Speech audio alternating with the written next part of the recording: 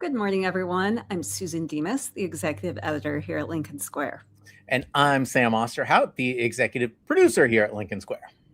And welcome to the weekly assignment, where Sam and I talk with you about what's coming up on Lincoln Square this week, the latest headlines, and what we can all do to fight back against authoritarianism.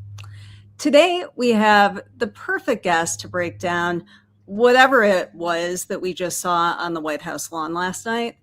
Jay Quo is a lawyer, political commentator, Broadway producer, and digital media entrepreneur. He also writes The Status Quo here on Substack, which you should definitely subscribe to. And he is on the board of directors for the Human Rights Campaign. Yeah, I'm so excited to talk to Jay because Jay bridges all of these sort of subject areas. He can talk culture, he can talk lawfare, he can talk elections, he can talk all of the things. And I think that is, as our heads are spinning after this UFC dumbness, but at the same time, the Knicks win and all of this stuff happening and what's going on in Texas, he's kind of the perfect guy to talk to. Absolutely. Well, let's go ahead and bring Jay on. Here he comes. Hey, Jay. Hey, Sam. How are you? Good to see you back. Great. Well, thank you for being here. I don't know how much of yesterday's birthday festivities for our president you watched. I can only take small doses, but I think we have some footage of some of the lowlights. Oh, that's a lot to choose from, but yeah, let's see them. And lastly, Michelle Obama is a man. Am I right, America? Ladies and gentlemen, this is who we are, right? Well, it's who they are, and I think that's really important. I think this is, I was fascinated by a report that Harry Enton did on the popularity or unpopularity of the UFC event. Even among Republicans, only 31% of them actually approve of it. 17% of Americans are okay with this UFC fight. And that was before this garbage. And so, I think they're treading on fairly thin ice here. They're really just digging holes for themselves. They're giving sound bites. This is not what folks want the White House focused on at all, right? Somebody wrote a perfect meme I saw, which was the whole thing was like a Disney movie where somebody had made a 12-year-old the president. And then you have this event, right, that a 12-year-old would love, right? Yeah.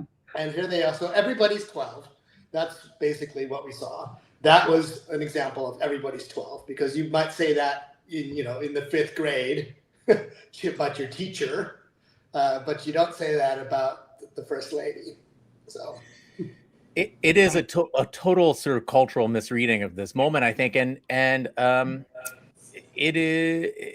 Look, he's taken this UFC thing and he's turning everything into a kitchen table issue because we have crazy inflation that's going up to Biden era, right? Which is one reason he was not, or Kamala Harris didn't get elected again. He's prices are up everywhere. Paychecks are down. But inflation is good. He loves it. He loves the inflation. Inflation is great. Right. So this is what they've done. They can't win on the policy, and they know that they've gone too far. So they might as well just go all the way. Right. This is the inevitable end of where MAGA winds up, because it only succeeds at garnering more attention the more extreme it can become. And so when they start losing people, the response isn't, hey, let's dial it back. Their response is, let's go get more clicks from the people that we still have. They're caught in their own ecosystem of attention, and it's very visible. I think my favorite moment last night was when the White House social media account decided to pick a fight with the Weather Channel. Just there's some rain. You may want to be careful. They're like, how dare you? I mean, in all honesty, a lot of us were praying for the rain, right? There was a moment too, and separately from this, where a double rainbow appeared as they were get prepared to take down Trump's name from the John F. Kennedy Center for the Performing Arts, and so that was felt like a sign. And so I saw the funny parody accounts of God on X saying, "I'm just getting worked up here." Just getting ready. But the whole thing was a gamble. I mean, you erect a gigantic metallic structure in the middle of storm season, and you're going to not only attract lightning, but you're also going to attract a lot of flies. So they had to deal with the weather and the nuisance of all of these pests. I don't mean the guests, but this was not well planned. Surprising, surprise. Okay. Interesting.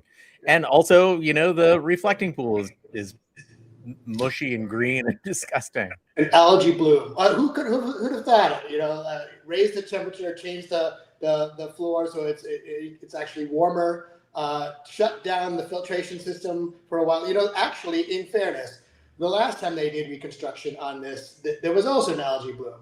This wasn't particularly bad. But the funny thing is that they were out there interviewing MAGA folks who were blaming it on the leftists. It's a conspiracy. Somehow this is the left's problem. They caused the algae bloom. Yeah, I saw that. They were like, look, they were trying to string together all of these things. Like, I didn't see algae down there, but there's some algae. This is an inside job. Like, they're trying to sabotage Trump's everything is a conspiracy when you don't understand the science. Right. Science is hard, as we know. It is. And Science math, is right? Math is 600% now. Right. Math doesn't matter. 600% decrease in our premiums. Yeah, of course. They're paying us, Sam. We're getting paid by the pharmaceutical companies now. That's how it works. Go ahead, Susan. No, go ahead. So I want to talk about this in terms, like, all this culture stuff is garbage, and what you said is really fascinating. That that's their strategy, right? Is clicks, get clicks, get clicks. If people aren't talking about you, just make sure they continue to, whether it's good or bad.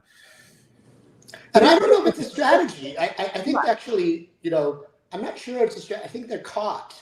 That's what and the only way out, as some people have started to figure out, the smarter extremists have started to figure out that the only way out of this and to still have that many clicks is to become the antithesis of what they were before. So you have Marjorie Taylor Greene and Tucker Carlson sort of sticking up positions opposite the regime and hoping to garner attention that way, because they saw that if you stay on the MAGA bus, it's just going to fall over the cliff eventually. So you want to be off in time. The question is, when do you jump off? When do you jump off? Right. Right. And so you've got folks who can't jump off, like Rubio and Vance, and they're sort of just stuck. And so or these people who go before Congress and have to basically prove their bona fides and by saying, oh, they can't even answer who won the election. Right. All these people have failed to jump off the bus. And so it'll be interesting, when the music stops, who is still in this circle without a seat, right? This is what's going to be fascinating come November or so. I think one of the appeals of MAGA has always been like, you're fighting the power, you're draining the swamp, you're like the outsiders that are storming the castle, and now they control everything. I mean, Donald Trump put the Octagon at the White House. He's in charge. Republicans are completely in charge. So you have some people like Marjorie Taylor Greene. They're like, okay, well, what do I fight against now? And like Joe Rogan is constantly saying stuff like, oh, Trump's not who we elected. He sucks. But then he shows up last night with that ridiculous like clip-on tie. I mean, and wasn't he standing next to was that Joe Rogan? Right. Short enough to be like, I think that was him next to the one shouting the stuff about Michelle Obama, and I think it was laughing. Right. So I don't buy for a moment that he's really changed, but he does have a sense about which way the wind is blowing. Mm-hmm. Right, and so that's really fascinating to watch too. What is happening to the MAGA, sort of the MAGA ecosystem, as the winds start to blow harder? Some people are going to let go. And so you're seeing this in the polling numbers. It's starting to peel away. You're seeing it on issue after issue after issue. It's hard to really get away from the hard numbers, right? inflation is really hard to run from. Gas prices are like a billboard in every town. And so what do? Like at some point, if you were anti-establishment before, and now you're the folks in charge, to maintain your anti-establishment, credentials, you have to start railing against the people who are in charge, which is you, right? And so you have to, it's very confusing. Anti-establishment doesn't work once you win. Ultimately, it bears the own seeds of its destruction. And we're seeing that play out. It's very logical, it's very sad, but we can actually see it play out day by day. And look, I think that's the base layer of MAGA, right? Is that they are the underdogs that are fighting upward, and they want to bring down the establishment and do all this kind of stuff. Right. And the closer we get to the midterms, the policy project that they've undertaken is producing results that nobody likes. Everyone hates what's happening everywhere. Right. So where is the identity of Democrats? How do the Democrats then play off of this and message that, look, you got what you wanted and it sucks? Right. How do we frame this? Economic populism is on both sides right now, right? Right. So the fake side, the fake economic populism, which basically allows billionaires to amass control, that was what the right wielded. And they said, that somehow there's a vast conspiracy of globalists who are preventing it. Guess what? It's actually a vast conspiracy of billionaires, right, who are funding your campaign. So I think that we can have an anti-establishment sort of vein running through Democratic policy and platforms, and we're seeing it in Grant Plattner, in Talarico, in AOC, Bernie Sanders. You're seeing all this show up, and it's resonating because it feels true, right? Trump's economic populism resonated because it felt true. It just didn't deliver what it was promising. This also feels true, but I think Zoran Mamdani actually gives the example of how you turn pointing at the problem into actually providing solutions that help. I was of the opinion that things are very, very hard to get done in New York City, and I was really, really worried that he was over-promising, and then out he comes with childcare, and it's backed, and out he comes with a wealth tax on second homes, and I just got to say, very impressive. Those are the kinds of real things that can drive an anti-establishment, sort of campaign into workable policies for working families. That's a huge difference, and I think that's the combination that we have to come out with in November. Something that's really in your wheelhouse is that Mamdani is also really good at selling his policies. He doesn't just rest on his laurels like Obama did sometimes, especially Biden did, where it's like, I'm giving you all this stuff, red states, you're going to like me, right? And they were like, no, I think probably Republicans did that because that's who we elected. I don't know, you're old, we don't care. But Mamdani is constantly talking with people on social media and saying, here's what we're doing. We're filling your potholes. We're building this grocery store. And so, and he seems very relatable. And I know this is the space that you do a lot of work in, Jay. So talk to us about how Democrats can get better, because it seems like Republicans have been light years ahead of us on this front. Well, I think there's a generational shift, certainly in the way media is used. Mamdani, you have to wonder how many of them are there, because somehow he's filling potholes and he's shoveling snow and he's at the Knicks game and he's at the Puerto Rican parade, so whoever is managing his calendar, doing it brilliantly, because, he can't have spent the entire day at the Puerto Rican parade after being up all night at 3:40 till 3:45 at the Knicks celebrations. But the thing is, seeing authentic, versions of him in different places among the people, not in the box seats, but in the nosebleed seats, right?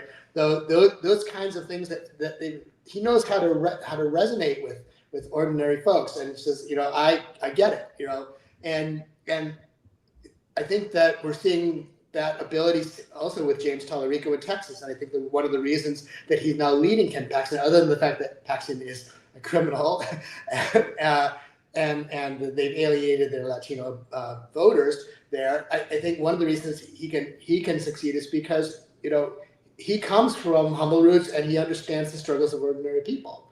I think that comes through really clearly, and so I think that's anyone wanting to see a path should be watching what those two are doing. I think they should also be listening to the way John Ossoff is speaking in Georgia when it comes to sort of the big questions. So because, you know, we have to deliver multiple messages. It's not just about affordability. It's about how corruption has made affordability a problem, right? It's not just about our democracy. That's hard to understand. It's how our democracy, how they are locking people out of their civil rights and voting rights. And that's so bringing it down to, you know, I think to terms that where people can understand the impact in their daily lives. That's been a problem. When they say democratic messaging is problematic, that's where we need to really figure things out. We need to talk about actual problems faced by actual people. Yeah, and that's I think that's the real opportunity here for Democrats is that, as I was saying, they've made the war, like international politics, is not generally a kitchen table issue. People don't sit around and think, oh, like, how is this war impacting my life? But now it's very clear the money we're spending over there is not being spent on healthcare or childcare or making any of the problems that we that are pressing in our family lives and everyday lives and day-to-day lives. It's doing work that does not benefit us, and quite the opposite. And so everything, corruption, as you said, becomes kitchen table. Right, and you can actually follow Peter Magyar's rise in Hungary as a really good example of how to bring the problem of corruption into the everyday problems that people have with affordability and lack of democracy. The things are intertwined, but having that explained is difficult. You know, interestingly, there was a child sexual abuse scandal in Hungary that actually was the basis for Magyar's rise. He came from actually from the old party and it was critical of what how that was handled. So it's actually nuts when you think about it, the similarities, right? They have an authoritarian government that has covered up crimes against children, and they're falling behind economically, and it's an oligarchic-controlled media system. Who does that sound like? That sounds like exactly like where we're headed. It's where they wanted us to head. That's why they went out there to campaign for Orban. But you know, when you listen to Peter Magyar and how he can bring all these issues, how he can connect the corruption to the reason you can't put food on your table, right? And that's the thing that Democrats have failed to quite get right. They think it's either we got to talk about affordability or we talk about the war. Either it's democracy or it's, you know, voting rights. No, it's actually they are all interconnected, and finding that connection will lead to voters actually saying, I get it, and I trust you. Yeah. And I think Ossoff is really good about weaving those through lines, and he's a great model for Democrats. We're mostly through the primary season today. Talk to us about where you think things stand for the midterms. We've had some pretty hard-fought primaries on the Democratic side. There are a lot of ideological battles. But how are you feeling, especially? And we also, you know, have the Supreme Court putting its thumb on the scale on gerrymandering. So where are we? Well, we're in a slightly worse spot than I had hoped, especially after the Calais decision. And we have yet to see the full carnage from that, but we will be losing some seats across the South. I think that they've been very aggressive obviously in Texas and Florida. And so the question then becomes, how big is the blue wave?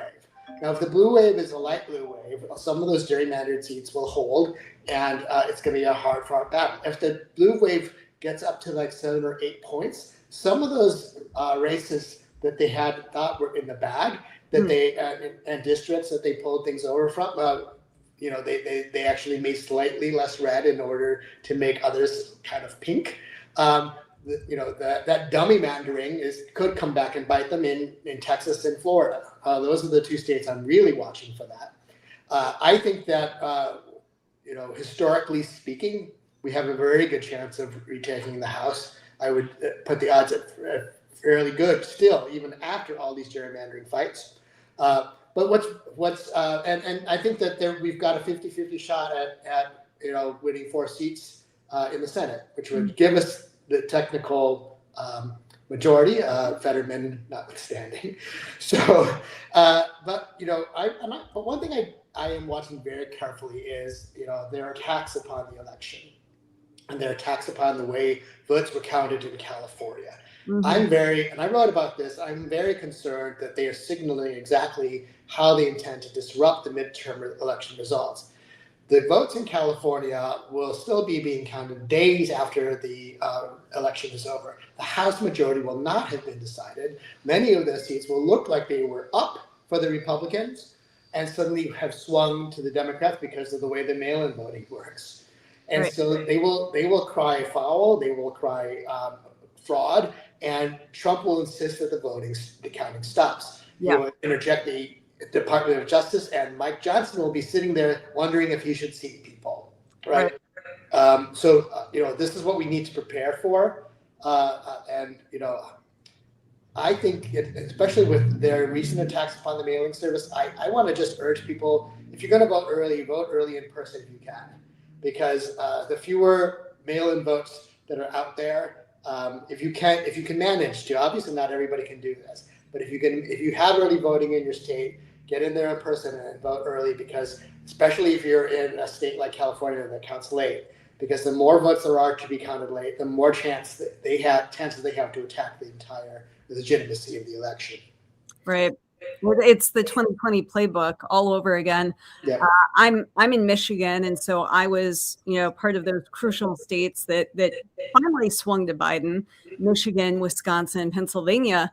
But if you went to bed at 11 o'clock or midnight, if you were a sane person, unlike me, that was staying up all night to cover things, you went to bed thinking Trump was going to be president. Not if you read my Facebook posts. Right. That's actually how I got started in writing, all about elections, because I was sitting there going, "Oh, we got this in the bag," and my friends were saying, "What do you mean?" And I said, "Look at Pennsylvania." They're reading. I'm like, "No, but look, here's the math." And I wrote it out for them. I said, the mail-in votes are going to swing exactly this way. We're going to win Pennsylvania, Wisconsin. We might win Arizona. We might win Georgia, and it's in the bag. And they're like, "You need to write about this." I'm like, "Who's going to care?" Well, okay, fine, I'll put it out there.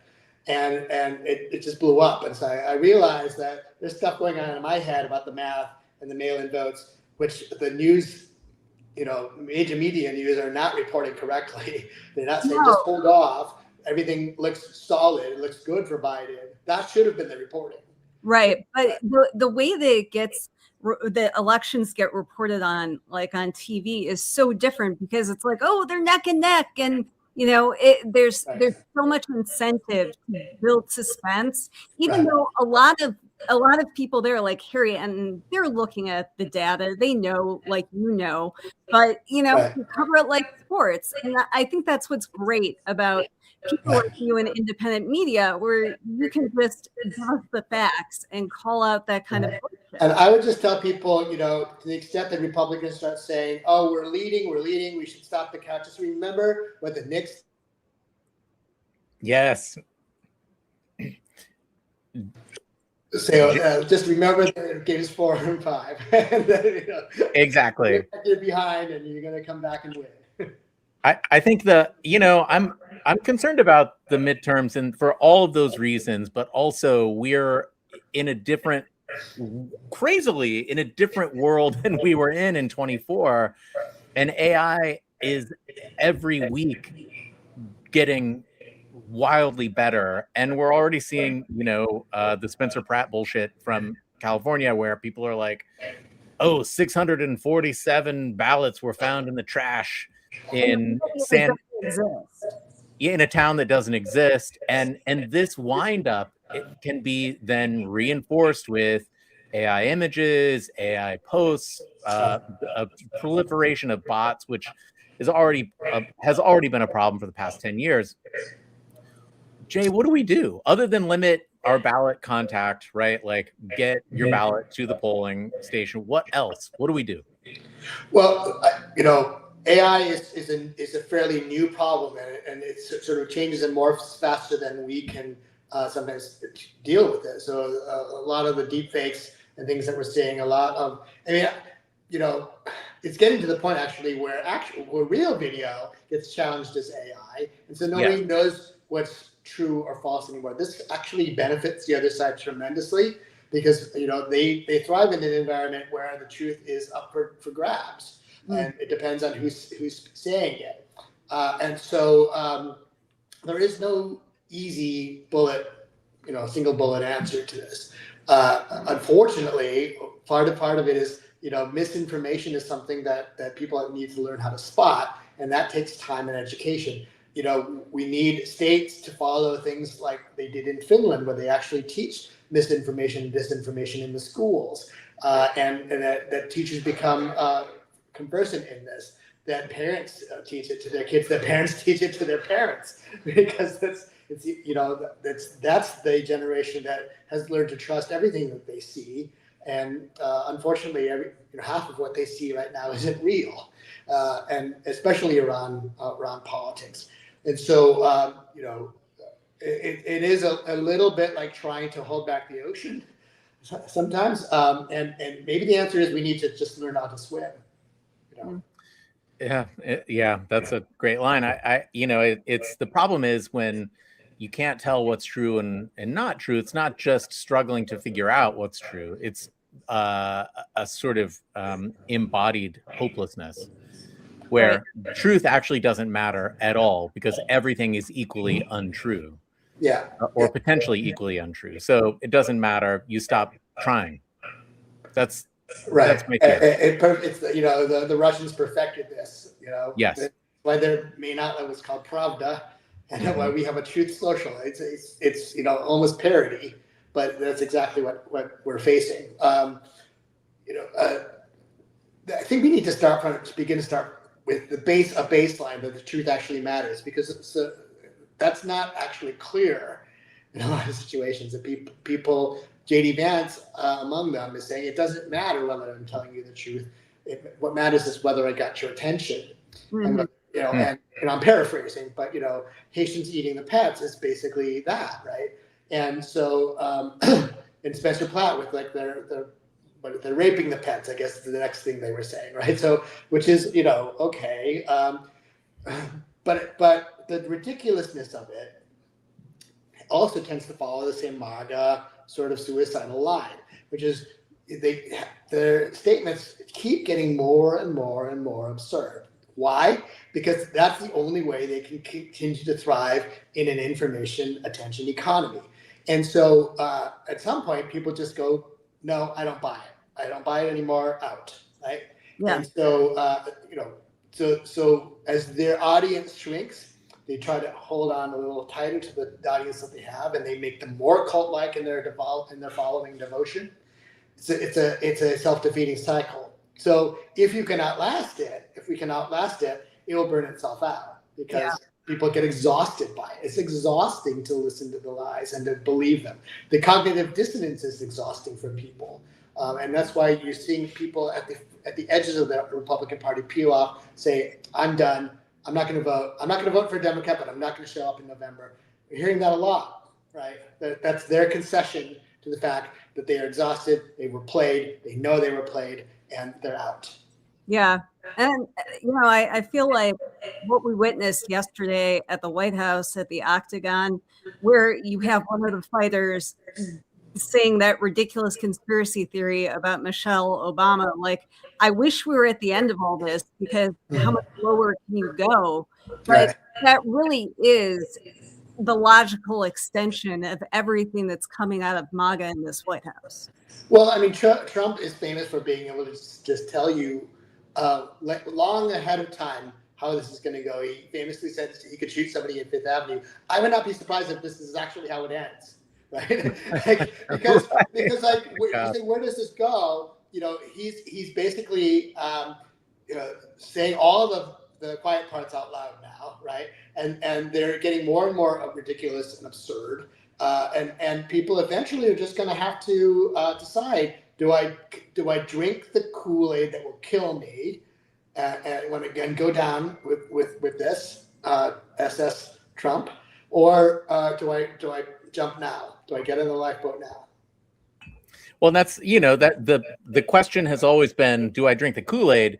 I don't know. I don't think it'll kill me. Right. Right. And we're seeing more and more that, this Kool-Aid is bringing you down. Right. Paxton is a great example of this. That primary put Paxton, MAGA primaries, pushing everyone to the extreme right, and eventually they're not going to be able to win generals if we continue to run good candidates. Right. I mean, the real world, thankfully, is still not, Twitter or X, which somebody described. I think it was perfect. X is like the smoking section of the internet. It's like I think, oh, that's it. That's what it is. But they're these terminally online people. They think that that's how the rest of the world operates and what the rest of the world wants to see. And most of the world is just fed up with $9 beef, right? And $4.50 gas. So, and broken promises. And we haven't even gotten to the point where their healthcare really gets shipped away. They like very intelligently set that for next year, but that's happening soon. But what's going to happen before November is that all these rates are going to adjust, or people are going to, they're going to start pricing all of this in, and pretty soon people are going to get notices saying you got to come get grandma out of the nursing home, right? Because, and that's probably going to happen before November. Yeah. I mean, a lot of people are dropping their health insurance because their rates have skyrocketed. Yeah. Exactly. Yeah. Well, Jay, I really appreciate it. It's been so much fun to talk to you, and we'll come back. Okay. It's been fun talking, and it's like we have it's just a few months ahead, but I keep the faith. Yeah. Thank you. Got to get you back, Jay. Thanks. Bye-bye. Oh, Jay Quo. One of my favorites. I'm surprised we didn't talk more about the Knicks between the two of you being in New York, but I appreciate that. I would not have very much to add, but I definitely enjoyed your piece today for winners and losers, because New York definitely is the winner of last week. Yes. And look, I think I wanted to be really careful in winners and losers to not frame the Spurs as the Trump team, because the Spurs it's an amazing and generational team, and there's no reason that they won't go on to win the next 5 championships and probably deserve it. But man, New York is just such a good fucking place. It's so good. And it really is everything that Trump is not. It is diverse. It is wild. It is a community built on, just being close to each other. His whole project is separating everyone. Right. And that's probably part of why he left, right? Totally. He just, nobody in New York likes that guy. Yeah. And anywhere I go, like in downtown Chicago, there's a Trump Tower. In Vegas, there's one. Whenever you go there, there's always someone flipping it off and taking a photo. Yeah. And perhaps some of those photos belong to me. Perhaps. Yeah. It's possible. Yeah. Well, this week we've got great shows on Lincoln Square, and I'm glad that you're joining us. And if you don't already subscribe to Lincoln Square, if you're new here, we'd love to have you subscribe. You can do so for free. And let's talk a little bit about some of the great shows that we have coming up. Frank Figliuzzi is on twice a week. His show today will be a must watch with Senator Mark Warner. And Mark Warner obviously is an expert in the national security space. They have no shortage of things to talk about between FISA and everything else that Donald Trump is doing. Yeah, man, I love having Frank on twice a week. By the way, just as an FYI, he's just so good and so fun. and just like so insightful. He just represents everything that we want to do here at Lincoln Square, which is present expertise and bring in experts and talk about what really, really is happening. Absolutely. Yeah, and our newest show is with Stephen Beschloss, who you've known for years as a journalist, as an author, as a filmmaker, and now he's with us here once a week on Lincoln Square for 6 Questions with Stephen Beschloss. And his guest this week will be Eddie Glaude Jr. And if you missed it, his first 2 guests were George Conway and Mary Trump. Those are really must-watch programs.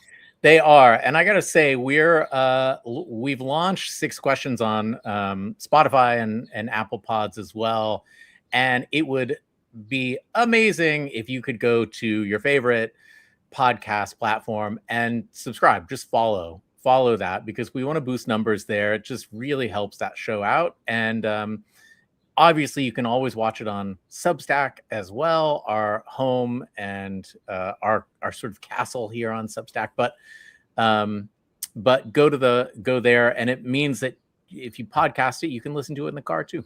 Yep, and keep checking back, because we are adding more and more podcasts. That's something that you can look from us here at Lincoln Square.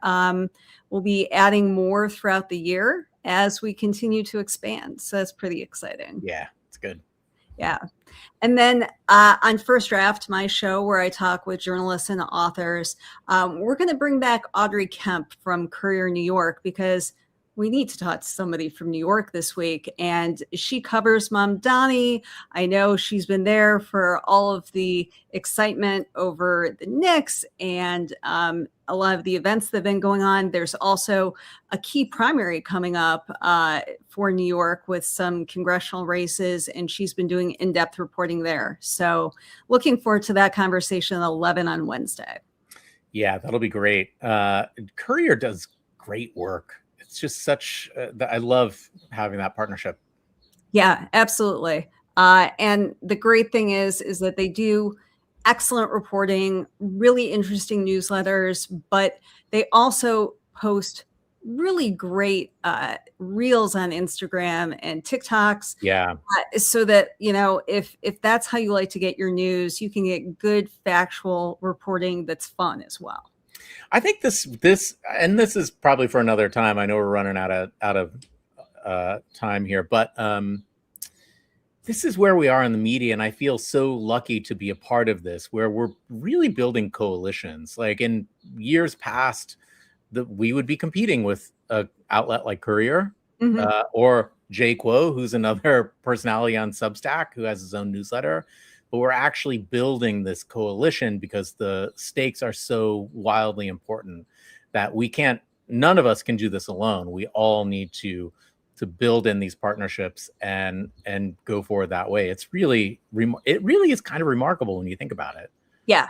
Yeah. And we're stronger together. There's strength in numbers for independent media. And when you look at what's going on in corporate media, what's happened with 60 Minutes and what Barry Weiss is doing to CBS, and she's rumored to take over CNN now that the Trump administration greenlighted the merger for Warner Brothers and Paramount, it's so important for us to band together and to just get good information out. And I may have a column on that coming out tomorrow. Oh, you can look. Oh, well, how interesting. Yeah. I want to give a couple of shouts out. Patricia Sheffield says, I really enjoy Frank's show. He offers trust and is a perfect voice that gives us trust that he is who we should be as Americans. I think that's so well put. And I can't leave without saying the words Aussie Mandingo. Aussie, love your comments. The one game he attends, they lose. The booze were delicious. Congrats on your Knicks. Got to get the joy where you can. Totally agree. Absolutely. I support that comment. Yep. Well, our weekly assignment this week is pretty appropriate given what we just saw on the White House lawn yesterday for Trump's birthday. We have no shortage of vanity projects that Trump is trying to push for, and he wants us to pay for them all, whether it's his arch or his luxury ballroom or all of the other renovations where he's trying to make the White House look into like a Temu version of Versailles. Not my line. Love it though. And, you know, this is not free. This is our money. These are our buildings. And so take a minute. You can click on that QR code. It will take you to your members of Congress, to your senators, and you can let them know that not one dime of our money, our taxpayer dollars, should be going to Donald Trump's vanity projects. Right. Sam, it's already been a long week, but we're going to stick it out. Always love being here with you. And thanks to all of you for joining us as well. Yeah. Thanks, everybody. We'll see you this week.